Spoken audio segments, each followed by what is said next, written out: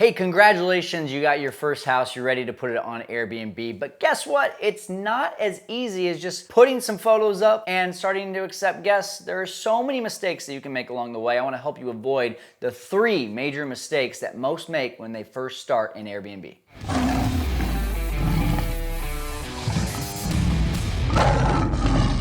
Hey everyone, welcome in. My name is Kyle Stanley, and if you have not been following the Fearless Investor channel, you've been missing out on tons of free information about short-term rentals and the Airbnb world. So make sure you click subscribe, and not just do that, but hit that bell right below there so you get a notification every time we drop a new video every single week. And I would love if you comment down below of some other common mistakes maybe that you're either worried about making or maybe you had made in the past and you want to help all of our audience to be able to get past those mistakes. So please do that. I want to talk today about the 3 most common mistakes. I made them when I first started. Most people make them. And if you are able to avoid these things, you can bring in the dough, you can reduce all the time and headache that you're having to put into your listings, and you can just find yourself being a way better operator and ideally CEO of your business. So let's start from the beginning. The first thing that most people have the biggest issue on is the budget that they take into their listing. A lot of you say, hey, I don't want to spend a lot of money, so you end up working on a shoestring budget, or a lot of you end up overspending and you get all the things that you don't need that don't make a difference in the pictures. And so for that reason, you need to really take a look in your market, start to look at other Airbnbs, other short-term rentals in your market, the ones that are performing really, really well, and decide what are the things I absolutely have to have and the things that I don't need to have. Let me give you a few examples of this. So if I'm working on a shoestring budget, most of the time, the things that I see as being the issues is not enough wall art. The beds are really plain. They're just straight up white. There's no color to it. We have really just the bare looking living room that has just the couch, a small little coffee table,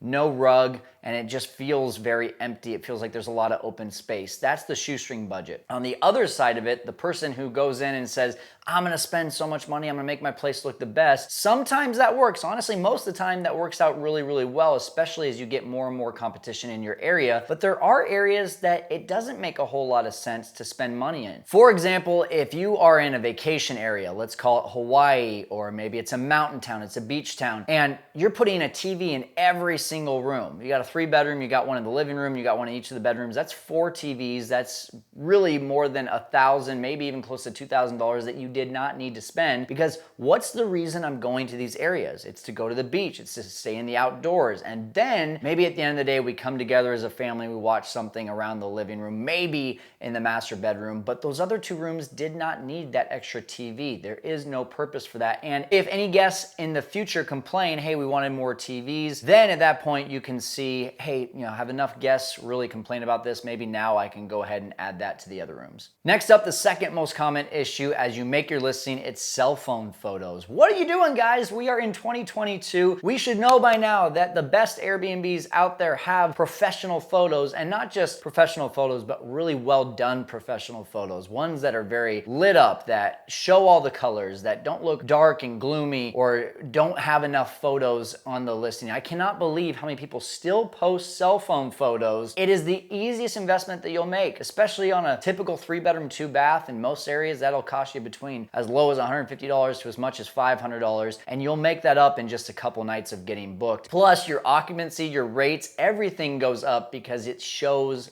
the best.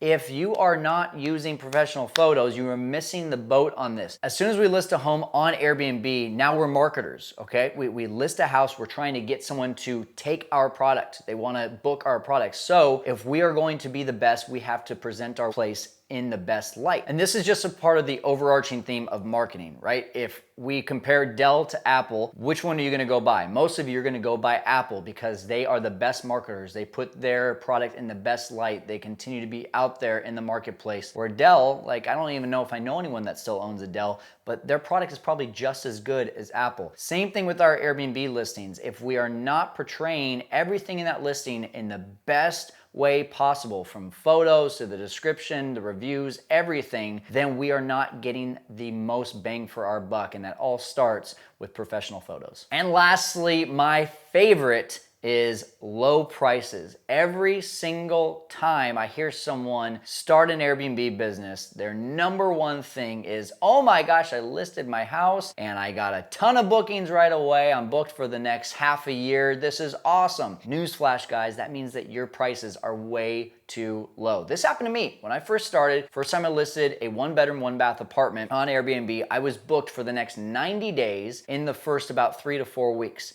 I thought I was the king of the castle, right? Like I thought I had just struck gold, but then I look at it and I'm like, wow, I was only getting like $60 a night for those places. And that was like a really nice high-end 1-bedroom, 1-bath apartment that now today, knowing what I know, should be getting upwards of $90 a night. So for that reason, I left more than 30% of what I could have been making off the table. And that just, I mean, that crushes me to think about. And that is really for what I want to portray to you today. Most people have no idea how to price on Airbnb. They just put their listing up, they put one solid price, they're like, that seems to be good, and then they get booked a bunch. You need to be using tools that will price out things for you based on supply and demand. This is a very easy thing to just dive into. It's called dynamic pricing. And what I want to share with you is one tool that we use called PRICELABS, which if you just click down below on this video, there's a free 30-day trial plus an onboarding training, and that has changed the dynamics of our business. We now no longer have to go into our calendar and work on this on a 30-minute basis every single day. We put about 30 minutes into